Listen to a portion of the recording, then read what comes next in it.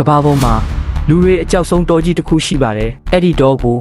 Amazon Rainforest လို့ခေါ်ကြပါတယ်ဒီတောကြီးဟာတောင်အမေရိကနိုင်ငံအများအပြားကိုဖြန့်ကျက်ထားပါတယ် Amazon တောဟာကမ္ဘာအကြီးဆုံးမိုးတစ်တောဖြစ်ပါတယ်ဒီတောထဲမှာတစ်ပင်တန်ပေါင်းများစွာရှိနေပါတယ်အစိတ်ပြင်းမွေတွေလူစားငါးတွေကြောက်စရာပိုးမွားတွေ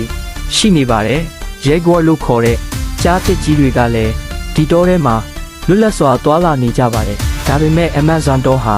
လှပတဲ့ငှက်မျိုးစိတ်များစွာရဲ့နေအိမ်လည်းဖြစ်ပါတယ်တစ်နှစ်ပတ်လုံးမိုးရွာနေတဲ့အတွက်ဒီတောကြီးဟာအမြဲဆိုးဆွနေပါတယ် Amazon River ဟာ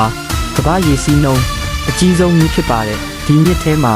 ဖားရန်လို့ခေါ်တဲ့လူစားငါးတွေရှိနေပါတယ်ဒါပေမဲ့အခုတော့ Amazon တောဟာမီးလောင်မှုတွေကြောင့်ပျက်စီးနေပါတယ်လူတွေကတစ်ပင်တွေကိုဖျက်တောက်နေတာကြောင့်တောကြီးတဖြည်းဖြည်းပျောက်ကွယ်နေပါတယ် Amazon တောပြတ်သွားရင်ကမ္ဘာရာသီဥတုကိုပါထိခိုက်နိုင်ပါတယ်ဒါကြောင့် Amazon တောဟာကမ္ဘာကြီးအတွက်အရန်အရေးကြီးတဲ့နေရာတစ်ခုဖြစ်ပါတယ်ဒီနောက်ထပ်ဗီဒီယိုတွေဆက်ကြည့်နိုင်ဖို့ like and follow လုပ်ထားဦးနော်အားလုံးကိုကျေးဇူးတင်ပါတယ်